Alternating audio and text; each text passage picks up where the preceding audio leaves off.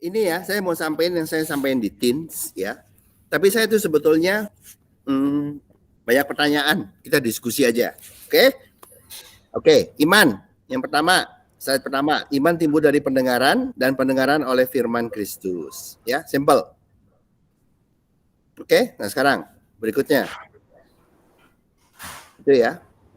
Dan bagaimana mereka dapat memberitakannya jika mereka tidak diutus? Seperti ada terus betapa indahnya kedatangan mereka yang membawa kabar baik. Tapi tidak semua orang yang telah menerima kabar. Yesus sendiri, Tuhan siapakah yang percaya akan pemberitaan kami? Jadi iman timbul dari pendengaran dan pendengaran oleh firman Kristus. Ya, saya highlight kabar baik sama menerima kabar baik. Ya, percaya. Oke? Lalu berikutnya, slide berikutnya. Pertanyaan. Jadi saya nggak mau, ini saya mau tanya aja gantian. Apakah Tuhan yang memberi kesulitan dan masalah dalam hidup? Dari mana datangnya masalah dan kesulitan? Ayo, ada yang bisa jawab nggak?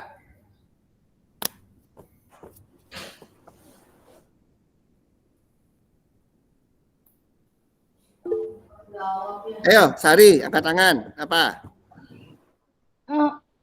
Ini, sorry salah.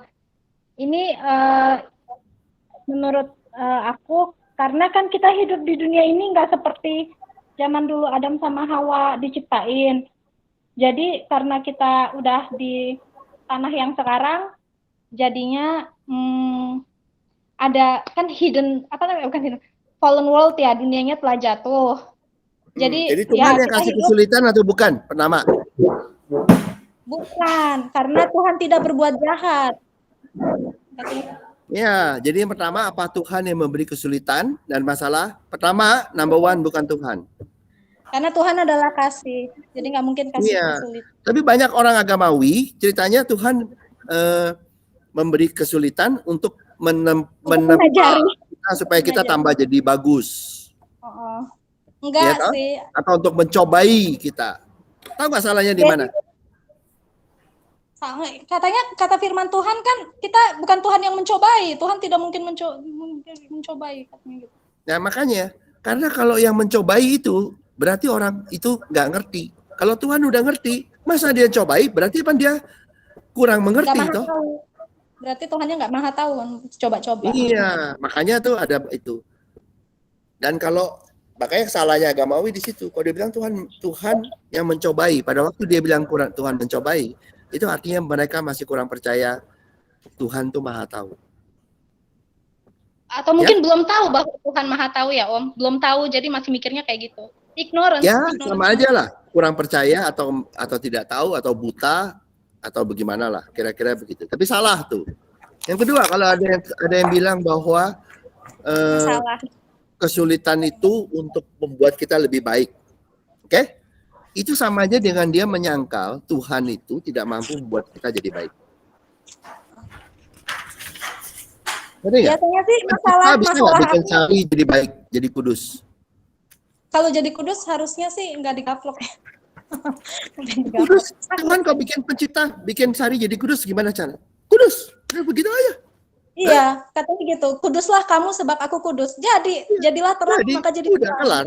Iya. Jadi kalau ada yang agamawi bilang orang tuh harus ditempa untuk menjadi lebih suci, lebih baik, berarti dia memang kurang percaya atau masih belum mengenal Tuhannya.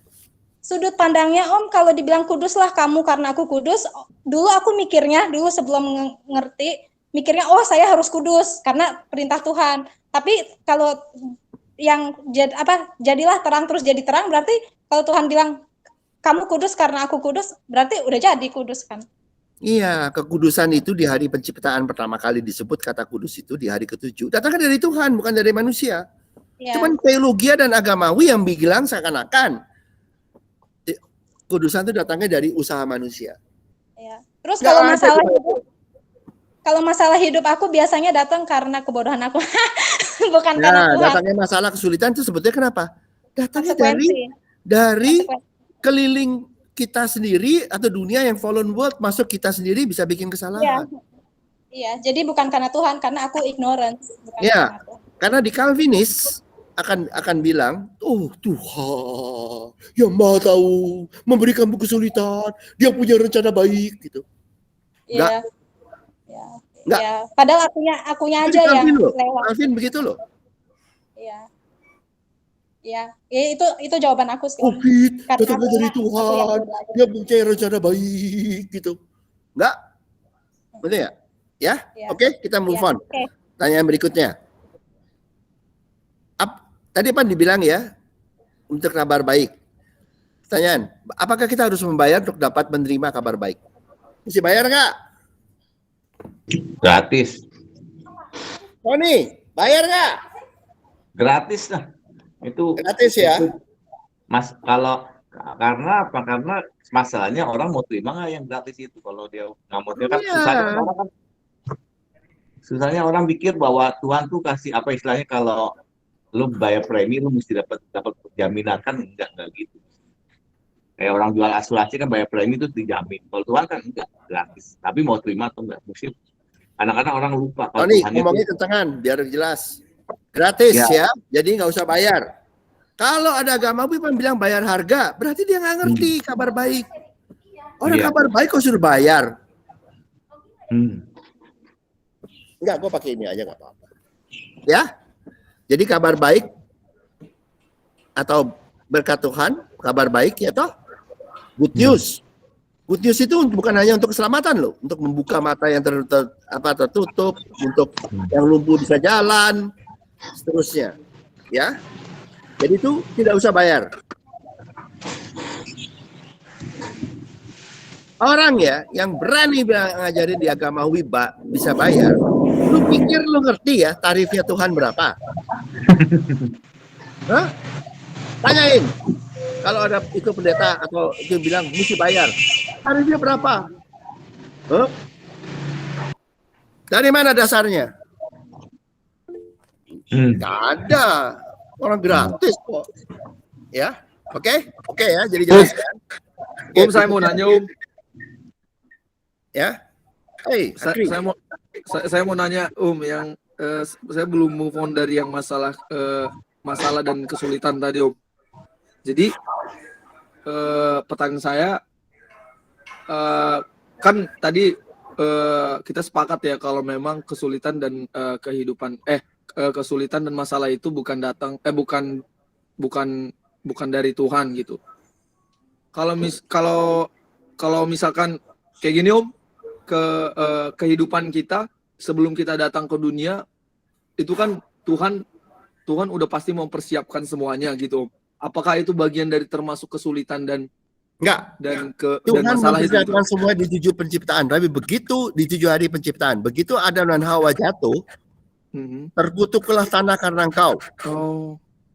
Jadi yang mempersiapkan dunia kamu jatuh hari itu Adam dan Hawa. Iya, paham. Ngerti nggak? Oh iya. Jadi Tuhan mau menolong kejatuhan itu kalau Hakri mau menerima pertolongan dia. Ngerti ya? Oke. Ya. Saya mau siap. Jadi Hakri jatuh lahir di dunia yang terkutuk, tanah yang terkutuk. Bukan kamu terkutuk, tapi tanahnya terkutuk karena Adam dan Hawa. Oh iya. Siap. Tapi kalau jadi gini, kenapa orang itu ya? Kenapa seorang itu kok terus sekarang udah terima tahu begini kok enggak? Kamu udah tahu belum? Kadang-kadang tanah perjanjian belum tahu. Gitu loh. Mesti agamawi. Oh, kamu belum tanah perjanjian, kamu masih di tanah agamawi, gitu loh. Benar ya? Iya. Kadang-kadang juga konsekuensi. Terus saya diam aja, nggak usah kerja. Loh, itu bukan tanah perjanjian loh.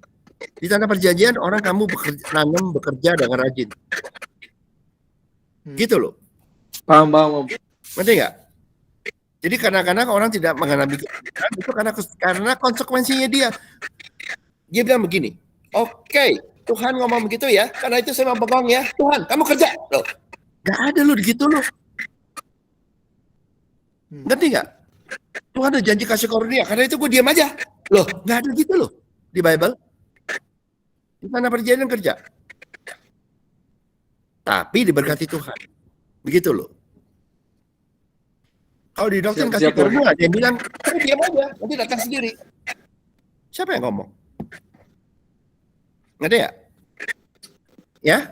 Kalau nggak nanam buah ya nggak buahnya nggak bertumbuh. Misalnya buat kerjaan di dunia ya. Kalau nggak bangun pakai semen, baru kamu nggak jadi. Tapi yang dikasih karunia kadang-kadang atau yang ngaco bilang, saya diam aja, nanti pan rumahnya jadi semen. Enak aja ngomong, dari mana lu Bible-nya? Ya, oke. Jadi kesulitan itu adalah konsekuensi dari kejatuhan manusia termasuk kita sendiri. Kejatuhan itu karena di Adam dan Hawa, karena mengikuti diri sendiri, juga mengikuti nabi palsu. Makanya jangan ikut nabi palsu. Kedua, ikuti agamawi. Pengetahuan baik dan jahat yang di Tuhan untuk mendapatkan berkat Tuhan. Oke, berikutnya pertanyaan lain. Slide-nya ganti. Apa yang kita harus lakukan untuk menerima kabar baik dari Tuhan?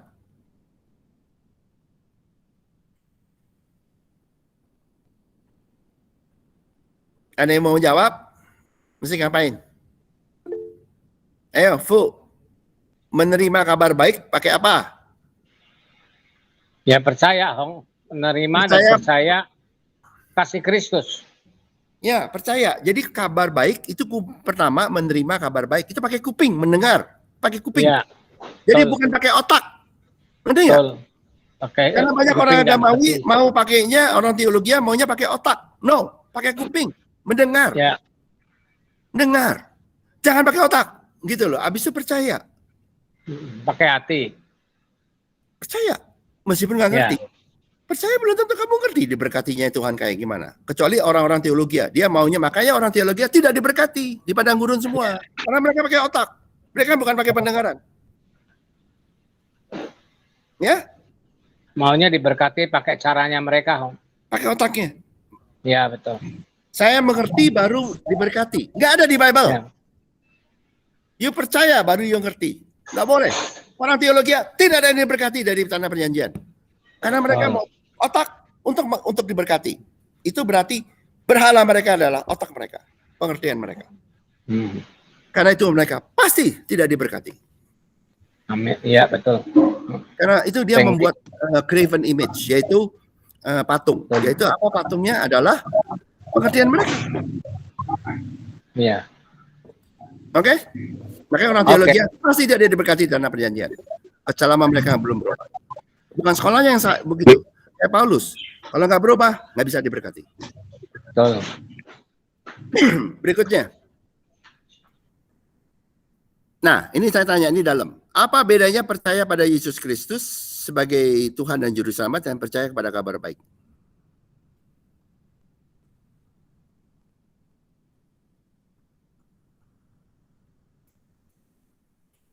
Apa? Sama apa beda? Ayo. Ini nggak gampang. Beda, Om. Hah? Beda, Om. Beda. Beda. Jadi bisa nggak ada orang yang percaya kepada Tuhan Yesus dan diberkati dan selamat, tapi dia menolak kabar baik yang lain? Bisa nggak? Nggak bisa. Nggak bisa. Nggak bisa. Saya kasih tahu 99,999% kayak begitu. Mereka percaya selamatnya, mereka tidak menerima kabar baik. Kalau nggak percaya hidupnya susah semua, lihatin aja.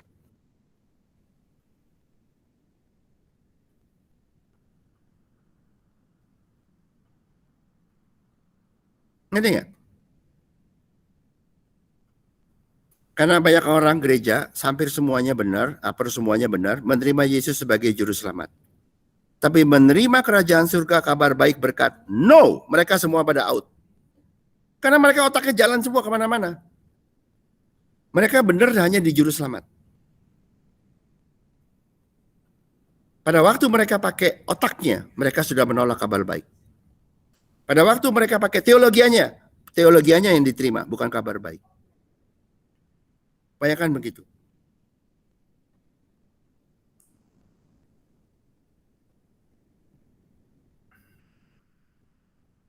Makanya di Bible dibilang, hai kamu yang kurang percaya.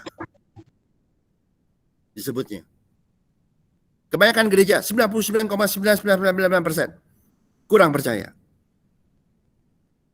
Percaya pada juru selamatnya itu tapi nggak percaya pada ini. Oh, saya mesti begini dulu baru diberkati. Saya mesti puasa dulu baru diberkati. Berarti belum menerima kabar baik. Saya mesti puasa dulu, saya mesti bayar perpuluhan dulu baru diberkati, saya mesti memberi dulu baru diberkati, saya mesti begini, ayatnya begitu, baru diberkati. Itu namanya kurang percaya. Kita selamat, tapi kurang percaya. Karena itu tidak diberkati di bumi. Tes.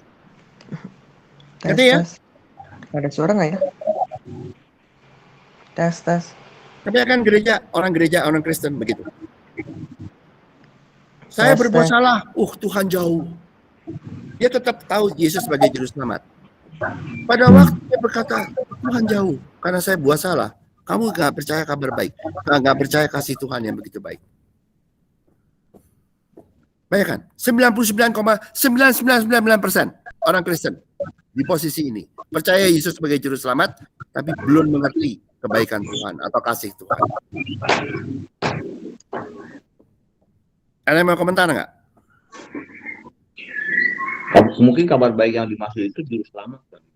Yang dibanyakan kabar baik ya. Lukas 4 ayat 18-19. No, kabar baik tahun pembebasan. Semuanya. Jadi mereka bukan hanya keselamatan. Keselamatan setelah mati.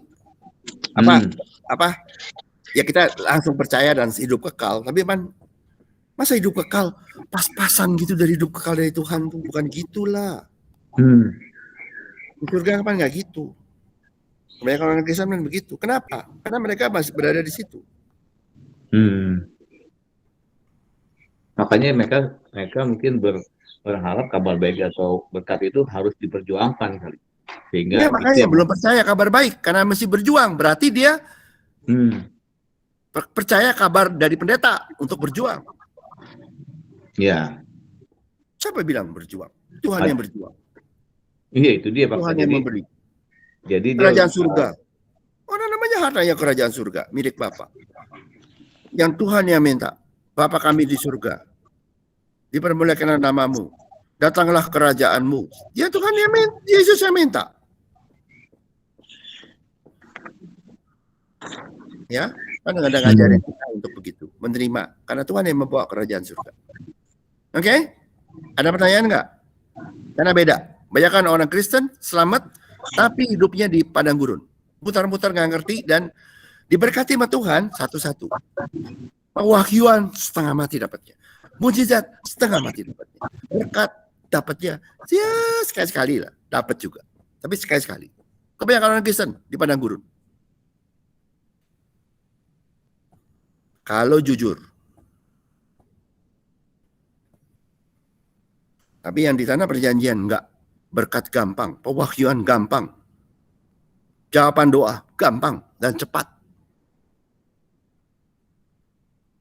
Itu bedanya tanah perjanjian, kerajaan surga dengan padang gurun. You pikir harus KKR baru mujizat? Itu di padang gurun. You pikir harus puasa baru mujizat? You pikir harus bayar perpuluhan baru mujizat? Itu padang gurun. Jadi mungkin 999% banyak orang di situ. Jadi dihitung take and give ya itu kali ya. Dalam hal ini jadi banyak. Artinya itu kurang ngerti atau buta atau nggak tahu atau kurang percaya. Mereka belum mengalami yang namanya pembaharuan budi. Pikirannya masih ngaco karena pikirannya masih dipenuhi dengan ajaran manusia. Bayar harga itu sering tuh. Sari, lu udah pernah bayar nggak? Pernah ya? Enggak Om, untung nggak pernah Om. Untung. bayar harga. Apa? Soalnya nggak kuat. Puasa 40 hari, bukan nggak kuat. Bukan mungkin kurus. Jadi kurus. Ya diet kuat lah diet. Oke, berikutnya, pertanyaan berikutnya. Ya. Ini saya terusin. Nih ya, lihat ayat ini. Aku bertanya kepadamu, adakah Islam menangkapnya? Pertama-tama Musa berkata, aku menjadikan kamu cemburu terhadap orang-orang yang bukan umat dan membangkitkan amarahmu terhadap bangsa yang bebal. Tuhan bilang, kau bangsa pilihan yang disebut umat Tuhan. Aku akan buat kau cemburu terhadap orang yang kamu pikir bukan umat. Dan kamu akan marah atau cemburu terhadap orang yang kamu pikir bebal. Dan memang bebal. Kalau bahasa Inggrisnya tuh ya bebal. Terjemahannya nggak enak lah di Indonesia. Bahasa Inggrisnya, a nation without understanding. Suatu bangsa yang tidak mempunyai pengertian. Malah dipuji oleh Tuhan. Lalu, dan dengan berani Yesaya berkata, aku telah berkenan ditemukan mereka yang tidak mencari aku, dan aku telah menampakkan diri kepada mereka yang tidak menanyakan aku. Oke?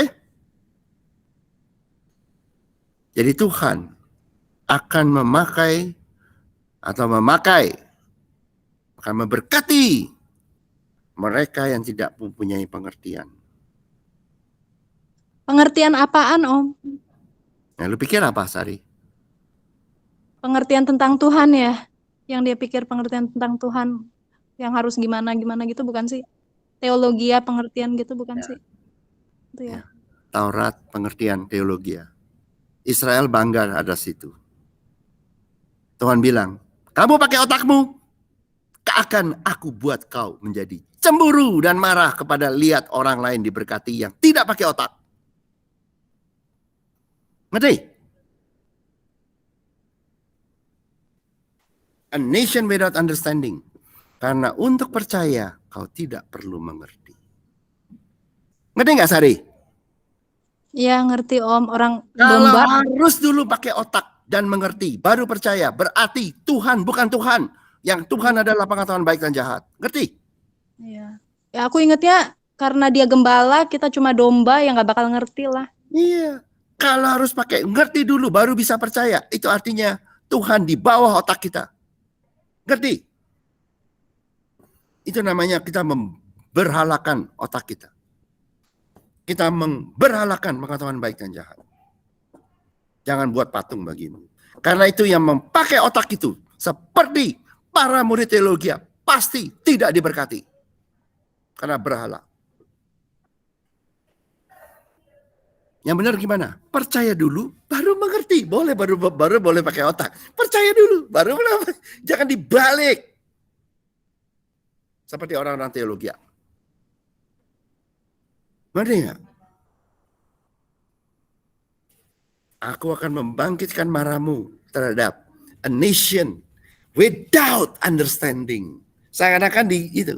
Yang benar adalah nggak pakai understanding. Percaya. Nerima aja. Iya. Di tempatnya Elina. Ayo, berikutnya. Coba saya kasih lihat pertanyaan. Nanti saya guiding. Kenapa orang Yahudi, bangsa yang bukan Yahudi disebut bangsa yang bebal? Seperti bahasa bebal nggak enak terang. Bahasa Inggrisnya a nation without understanding. Apakah beda mereka dengan Israel? Orang Israel gila teologi. Orang Israel gila Taurat.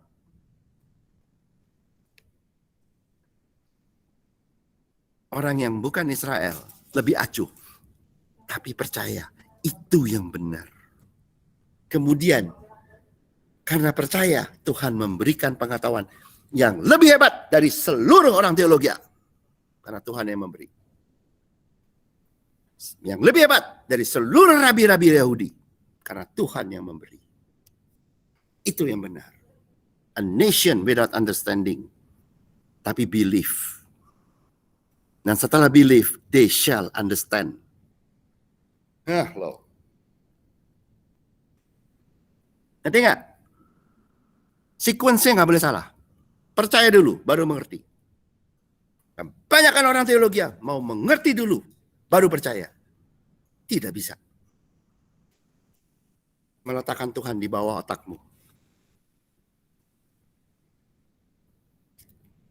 Oke, kita lihat berikutnya. Saya tanya, untuk dapat percaya akan kabar baik dari Kristus, apakah kita perlu mengerti Taurat terlebih dahulu? Coba ada yang mau jawab nggak?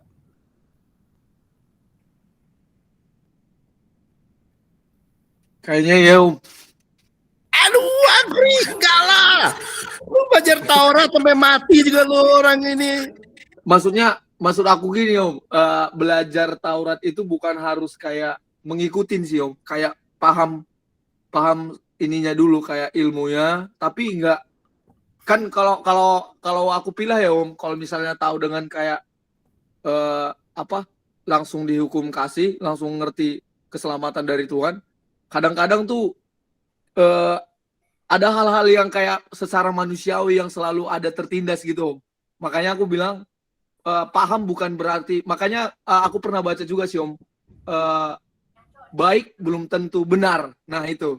Jadi kadang-kadang ya aku hanya kayak mikir kalau hukum Taurat ini kayak Di tas handphone di belakangnya bangku Lina. Lina. nah kadang aku mikirnya kayak gitu Om. Kalau hukum Taurat bukan Ya. berarti Salahnya Gitu. begini, hukum Taurat nggak nyelamatin. Kamu boleh belajar hukum Taurat 1 juta tahun.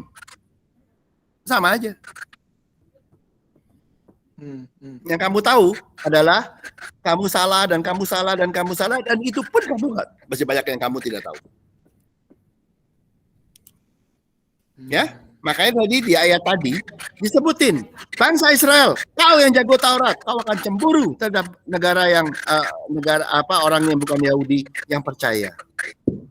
A nation without understanding the Torah. Sebetulnya gitu. Jadi bangsa yang tidak menguasai Taurat akan menjadi diutamakan karena dia percaya dibandingin bangsa yang ahli Taurat. Ngerti? Akri? Hukum Taurat ini maksudnya hukum Taurat yang di perjanjian lama gitu apa gimana ya Om ya? Hukum Taurat di perjanjian lama, nggak ada di perjanjian baru. Kalau misalnya berarti itu sebenarnya kalau yang jawaban tadi gimana Om? Lebih sempurnanya maksudnya? Begini, kamu percaya Kristus sempurna tanpa Taurat. Oh, oke. Kalau kamu bilang harus Taurat, berarti kamu belum percaya Kristus. Karena kamu bilang Kristus gak sempurna, harus ditambahin Taurat. Ngerti nggak, Akri? Kamu mesti menyangkal Tuhanmu. Belum percaya. Anggap? Kalau misalnya gini Om, kalau misalnya percaya akan hal itu tapi tidak ngikutin gitu Om. Karena kan gimana ya Om ya? Lu tawar ya? Kadang-kadang Gini gue tanya dulu, Kristus cukup nggak bagimu nggak? cukup Om, cukup. Ya udah titik, cukup ya jangan ditambah. Ditambahin peraturan lain. Makanya di kisah rasul-rasul, itu semua yang murid-murid Yahudi yang nggak benar, itu pengen nambahin percaya kepada Kristus dengan sunat Musa. Sama murid-murid semua, ya 11 murid, tidak ada penambahan syarat tersebut. Jadi mereka banyak yang itu yang ngaco kayak Hakri, mau nambahin syarat untuk keselamatan. Nggak perlu. Kristus cukup. Oh, aku paham di sini Om maksudnya. Oh ya. Ngerti ya? Paham. Kristus cukup nggak? Kristus cukup nggak? Cukup Om. Ya udah jangan tambah. Kalau kamu tambah berarti kamu kasih syarat loh. Lu jadi teologi tuh. S1 nanti ngelamar di sekolah aja lo. Tapi jangan. Ya. Jangan gampang nambahin syarat lah. Pikir dulu. Ya, oke? Nah, saya kasih tahu. Ya. Saya tanya sedikit nyamping. Hongki dan Pak John memenuhi hukum Taurat nggak?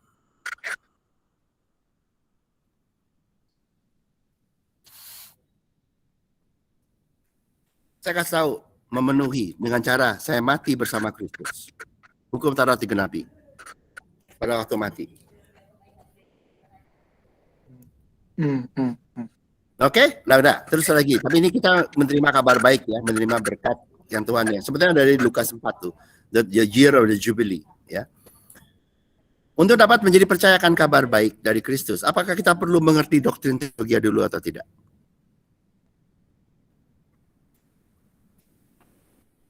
Saya minum kopi dulu.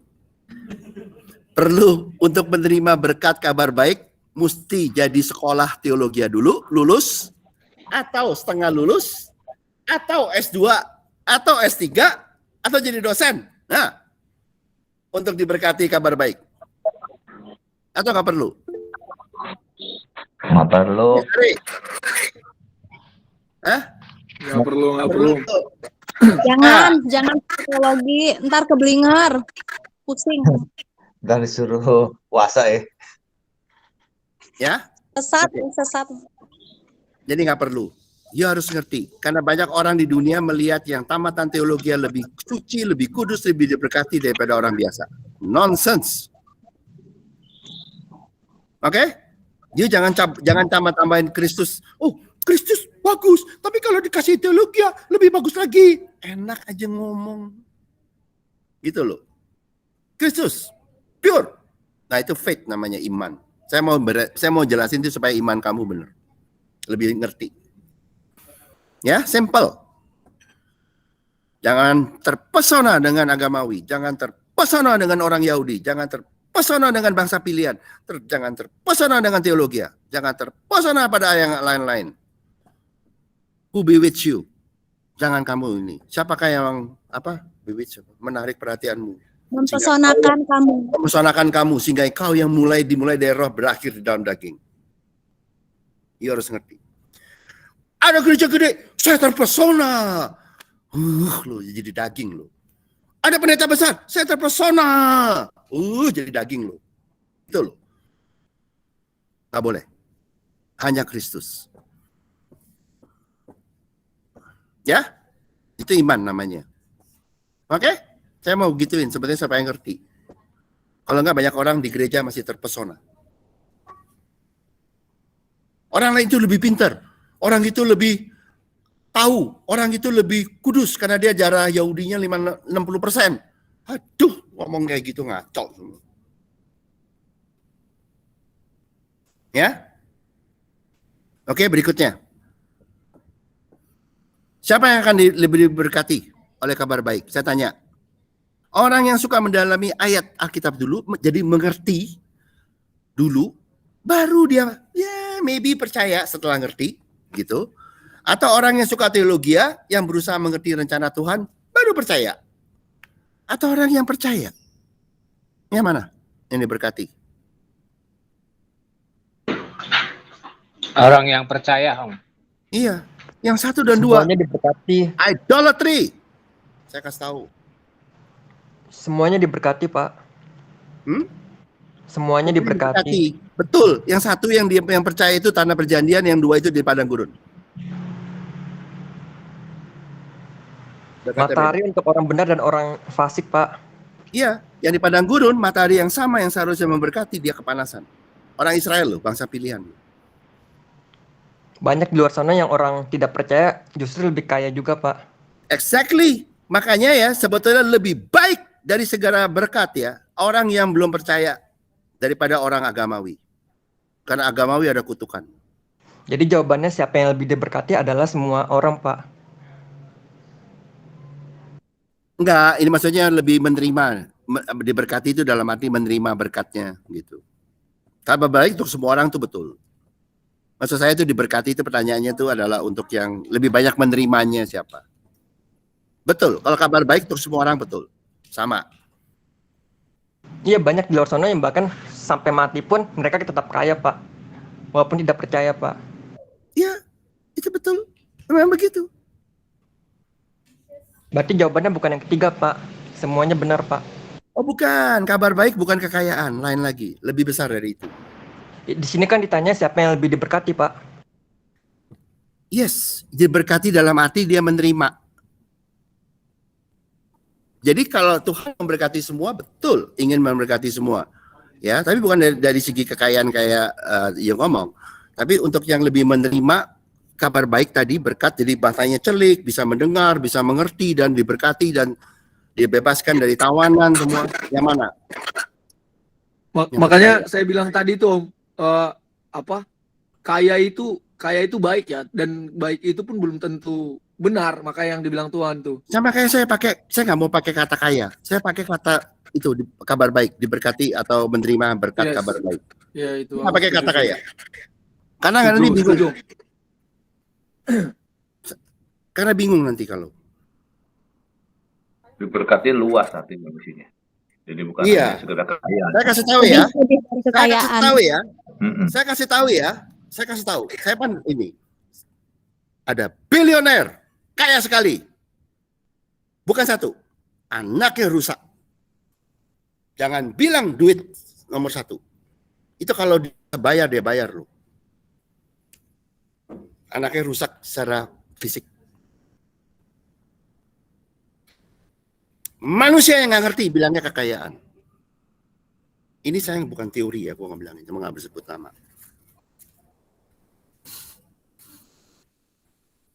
Buat apa? Ayahnya miliarder dolar. Anaknya rusak, nggak bisa ditolong sama apapun juga.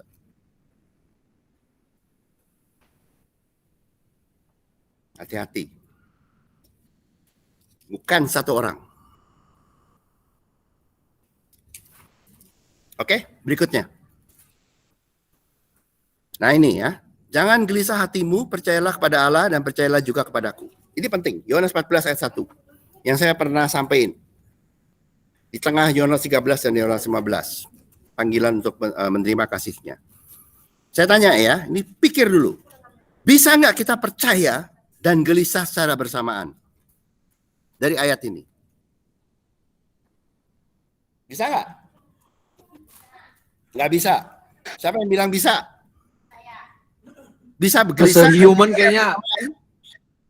Kalau secara manusia mungkin ya bisa kali kan ya.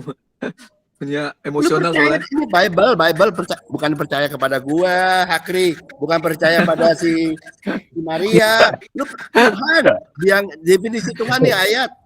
Lu nggak boleh bilang Oh definisi Tuhan sih kayaknya enggak sih Om ya. Hah?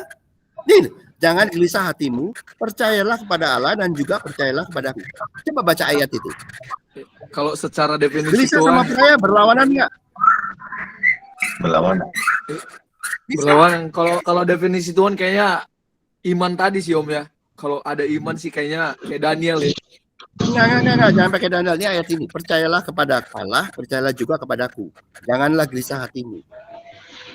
Jadi ya, lawannya gelisah apa? Di Yohanes 14 ayat 1. Tenang. Bukan, di ayatnya nggak perlu diganti. Percaya, lawannya gelisah. Oh iya. Iya.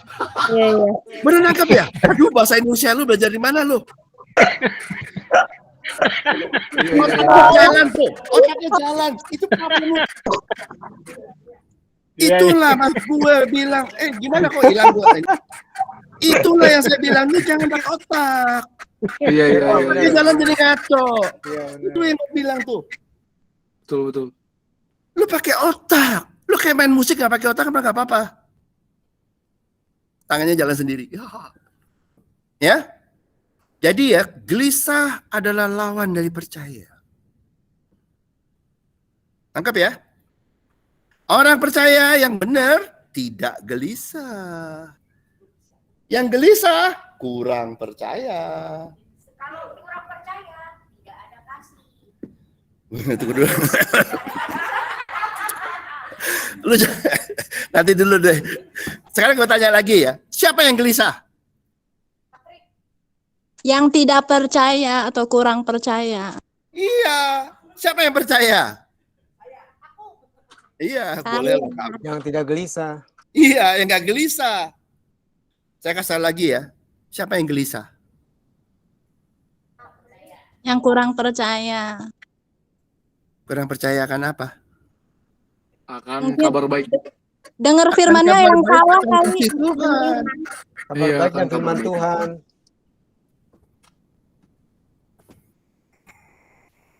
Ini ya. Yohanes 14 ayat 1. Diberikan jangan gelisah. Itu setelah Petrus menyangkal 3 kali. Petrus dengan kekuatan sendiri pingin mati untuk Tuhan. Tapi dia menyangkal. Jadi orang tuh, Petrus itu wujud dari orang yang menjalankan kekuatan sendiri. Ingin nyenangin Tuhan dengan mati. Wujud dari agamawi. Dan gagal. Jadi orang gelisah itu, siapa yang gelisah? Saya kasih tahu. Ahli Taurat. Yang pakai kekuatan diri sendiri. Yang suka dengerin ajaran nabi palsu. Gelisah semua keluarnya. Dan itu di sini diajarin Tuhan, kalau kamu begitu, kamu gelisah seperti itu, kamu masih kurang percaya. Makanya Tuhan dalam kasih-Nya berkata, percayalah kepada Allah, percayalah juga kepadaku. Siapa sih yang suruh lu dengerin aneh-aneh sumbernya? Tuh. Ya, percayalah kepada Allah, percayalah kepadaku. Kan dia sebut pribadinya. Artinya, jangan percaya kepada nabi palsu. Jangan percaya kepada pengajar palsu.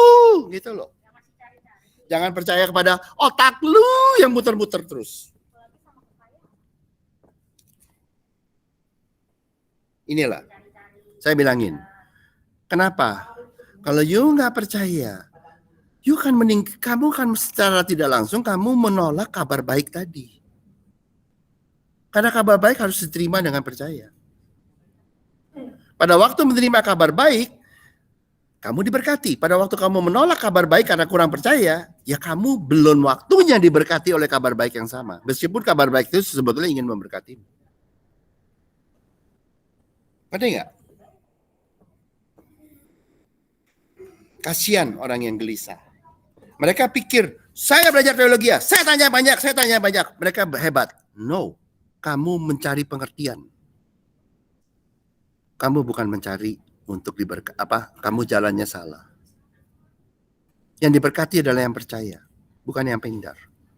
Dalam banyak hal. Kalau kamu masih gelisah dalam berbagai hal, sorry ya, waktunya belum. Mungkin kamu harus mikir. Yang gelisah siapa? Yang di padang gurun. Yang gelisah siapa? Yang mendengarkan nabi palsu. Yang gelisah siapa? Ahli-ahli Taurat. Tanya terus sama Yesus di Alkitab. Yang gelisah siapa? Pengajar-pengajar yang nggak ngerti. Yang gelisah siapa? Yang mengandalkan kekuatan diri sendiri.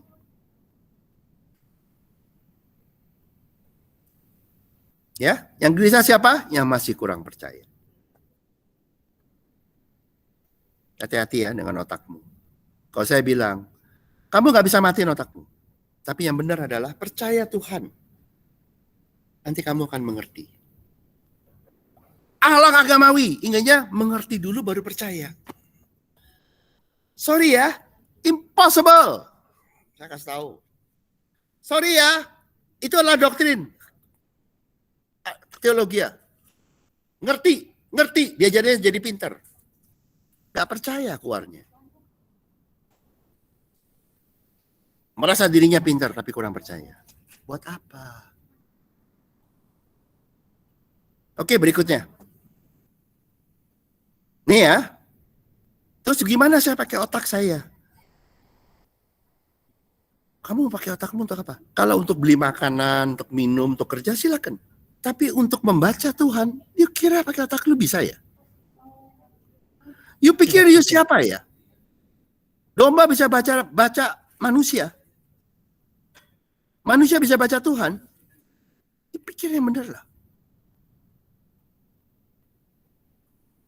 Pikir. Binatang di bawah manusia. Domba bisa baca pikiran manusia. Manusia bilang 5 kali 5, 25. Anjingnya tepuk tangan gitu. Manusia bisa baca pikiran yang di atasnya yaitu Tuhan. Pikir. Jangan ikut orang teologi. Sok pinter baca Tuhan. Gak tahu diri. Makanya murid-murid itu cuma bilang, apa yang kulihat, kudengar. Mereka gak bilang, saya ahli Taurat, saya scribes. Tidak ada. Murid-murid Yesus. Apa yang kulihat, kudengar. Yang jadi lawyer cuma Pharaoh.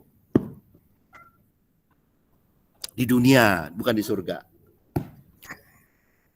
Nggak boleh. Ahli hukum. Oke? Jadi, tapi Tuhan, pohon kehidupan, bisa memberi pengertian. Tuhan mempunyai nggak pengetahuan baik dan jahat? Punya. Nanti saya bukain kapan-kapan. Dia punya. Mereka menjadi serupa kita, mengerti pengetahuan baik dan jahat. Tapi Tuhan tidak bergantung pada pengetahuan baik dan jahat. Dia bergantung pada kasih dari Trinitas lainnya. Itu bedanya. Kaum teologi agamawi bergantung pada pengetahuan baca saja. Karena itu mereka pasti gagal. Bukan pengetahuannya. Berhalanya itu yang nggak boleh. Tapi kalau kita di sini, perhatikanlah apa yang kukatakan padamu. Perhatiin. Tuhan akan memberi kepadamu pengertian dalam segala sesuatu. Tuhan mampu memberikan pengertian lebih daripada pengetahuan baik dan jahat. Tuhan mampu memberikan kamu pengertian lebih dari seluruh sekolah teologi combine. Tahu nggak? Itu firman.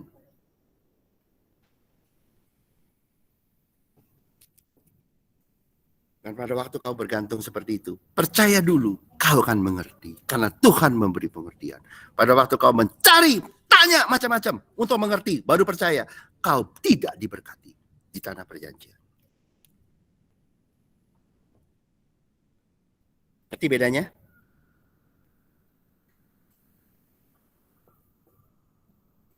Bukan kamu nggak bisa ngerti, Tuhan juga mau kamu mengerti. Tapi dari Dia. Bukan dari gurumu manusia. Dan kau membuat gelisah. Jika kau masih di situ dan kau tidak diberkati, doa nggak dijawab-jawab, jangan kaget. Ada berhala dalam hidupmu.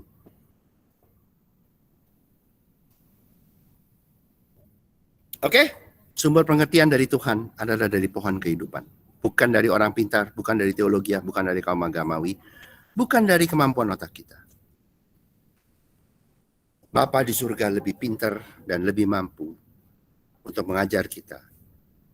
Sesuai logos 2 Timotius 2:7. Tuhan akan memberi kepadamu pengertian dalam segala sesuatu. Segala sesuatu. Oke? Jadi orang yang a nation without understanding shall understand more daripada somebody that try to be smart. Oke, berikutnya apa? Habis ya? Ada lagi nggak? Nah, ditanya nih. Saya tanya nih, ini pertanyaannya bikin mikir. Siapa yang mau jawab boleh. Jika kita masih gelisah oleh berbagai pengertian doktrin teologi manusia dan pengajar palsu di gereja, apakah kita dapat dikatakan sebagai orang percaya secara Alkitab?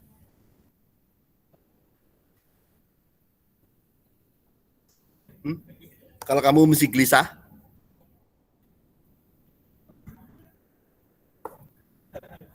Maria, kalau kamu mesti gelisah secara teologi, bisa dibilang sebagai orang percaya nggak di Alkitab? Orang gelisah loh, nggak bukan orang percaya. Disebutnya di Bible kurang percaya atau little faith.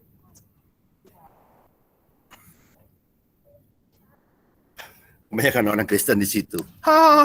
Mesti debatin semua segala macam ayat teologi. Itulah kurang percaya. Percaya Yesus sebagai juru selamat. Kasihnya, kebesaran kasihnya belum benar-benar ngerti. Pembaruan budinya belum.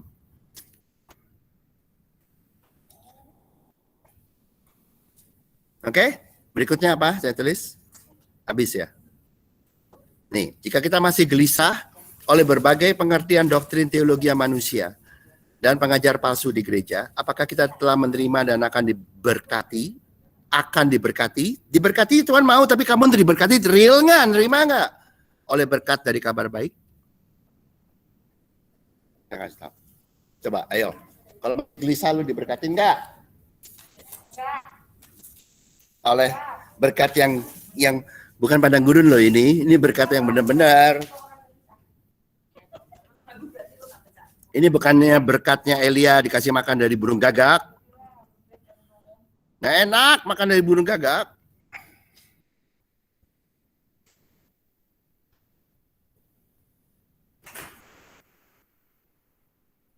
Tony, jawab nggak? Bisa nggak?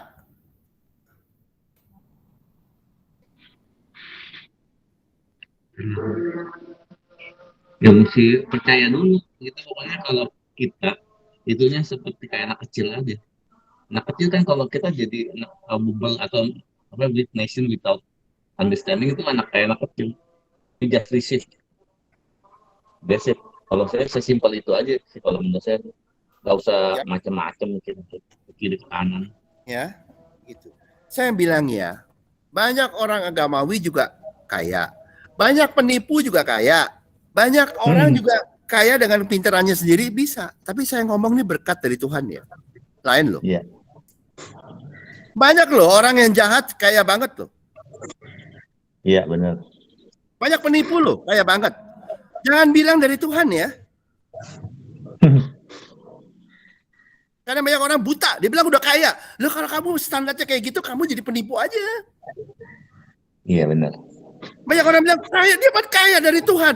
Itu ajaran doktrin manusia tuh.